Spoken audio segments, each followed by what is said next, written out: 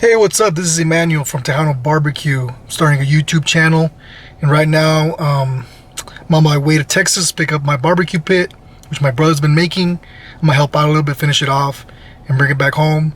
It's about 1,200 miles, so it's gonna be a lot of fun. If you want to follow me, please do so. So I'm gonna take off, and we'll see you soon. Update: I've been driving for 6 hours, and I made the biggest mistake of not eating breakfast or lunch because I want to eat at Whataburger in the drive-thru because they have a closed dine-in. And I think a lot of people talk about Whataburger in Texas. It's not the greatest, but I think that when you grow up in Texas, it's just like it becomes like part of the tradition. So I haven't had it in over a year. So the last time I've been in Texas was a little bit over a year ago. So it's just good to get something, wait a little bit, create a little hunger, get something that so it's gonna be a good little dinner. Yo, here it is. Got a patty melt, and I got the Whata bites. Never been a Whataburger. Probably better to order versus the chicken strips, just because the chicken strips are more popular. They're not as fresh. Whata bites are always fresh.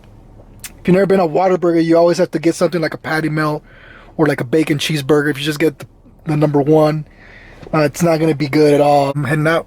I'll see you guys later.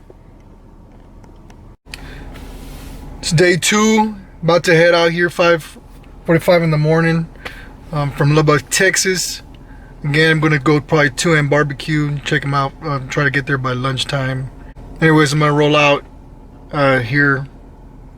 Going to try to get to the Rio Grande Valley hopefully by 5 o'clock. See my family, check in. Hopefully everything goes pretty well. I'm just driving on the road. Outside 2M SmokeHouse. Got 2 lines. On the right side you have people who are placing the orders, and the left side people text in or emailed in. It's got a long line. You can see, you really can't see, but it's packed. Really successful business. I'm really happy they've been so successful.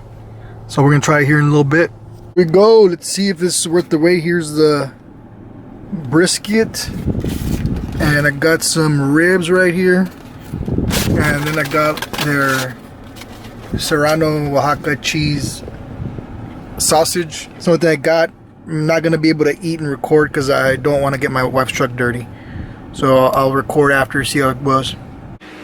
Hey y'all, I was just checking in. Yesterday I got in, and I couldn't review. I didn't review the 3M barbecue. I didn't that, so I want to do that today. And I'm going to do a walkthrough in the barbecue pit so far. Still got a few days left of work to do. So the 3M, the only thing I bought was brisket, pork ribs, spare ribs, and their Serrano Oaxaca cheese sausage, and 6 tortillas. So the brisket, there's going to be an unbiased review.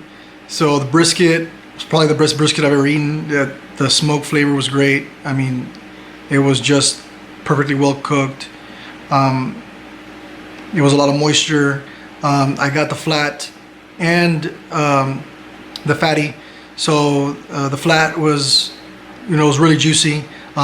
Granted, it was the flat that's closer towards the point, so there was a lot more fat content. I would have liked to have tried like the end of it.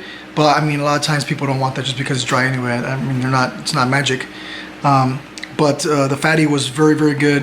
When you put inside the tortilla, it's pretty good.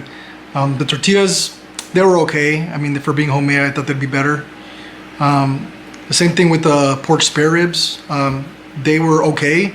I think they were a little bit overdone because the 2 pieces I got were the smaller pieces where you start cutting, so they were a little drier. Also, they put like something probably sweet on there. Probably just like a glaze right before they wrap it. So those were good, but I mean they weren't the best. And the sausage was okay. Like personally, I thought it had a lot of cheese. I mean, you want a lot of cheese, but to me, because the Oaxaca cheese is pretty thick, so for me it just didn't feel right. But my mom had some. My brother had that sausage. They really liked the sausage because it was unique. It was very different from what you usually get. And they liked I had a lot of leftover brisket too, and they thought it was really good brisket. I think, if probably the best barbecue in San Antonio.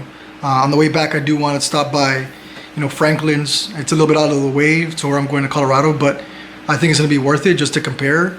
The only thing I think, because you rested for a long time, I did notice that a lot of the seasoning was flaking off. Some of that, pepper was flaking off. It was like sticking to your fingers, but that's just because I think a lot of times they rest it, for 12 hours. So, I mean, it's really hard to get that really, bark. It wasn't really barky, but I mean, it was really, really good. I think that's what the best you'll find, just because, I mean, when you're cooking so big of an amount for a lot of people, I think, you're just trying to produce the best quality that you can. And they're doing that, and it showed. You saw the lines. There was a lot of people waiting. I mean, there's 20, 30 cars there waiting, and there's more people that are going to get there. So I'm really glad that they're doing real good. So yeah, right now I'm going to show you guys the barbecue pit so far. Again, there's still a little work left to do. So here's the barbecue trailer. I remember getting pictures from my brother and thinking that it wasn't that big, because it looked all small in the pictures, but seeing it in person for the first time, it was massive. And the whole thing is 1/4-inch thick steel, except for the vertical smoker. The plate is going to be 3/8. And the main chamber, as you can see here, it's going to be 28 inches deep, 28 inches tall, and 60 inches long. And there's a bottom grate, top grate. And here, I really want to use this space just for briskets, just because of the way it's shaped and the way they face. And of course, you have interchangeable grates. And then the firebox itself is 2 feet by 2 feet by 2 feet. And then here's the vertical smoker. I want to do an independent smoker, just because, usually you can't get the same temperatures all the way across. Usually people just put a hole on the side, and then they do that. But the temperatures on the left side over here where the firebox is and up there usually will never be exactly the same. And I know there's a lot of people on YouTube that say, our temperatures are the same all the way across. Ironically, they'll never show you the pit on doing that. And it's really hard, because smoke will dissipate over time. So you're going to have different temperatures, and especially if the firebox is far away. So that's why I want to do it independent. And here we're going to have a sink, just to wash hands and knives, small things. And then we're going to have 3 burners, and then a tire holder. And then this is going to be the water tank.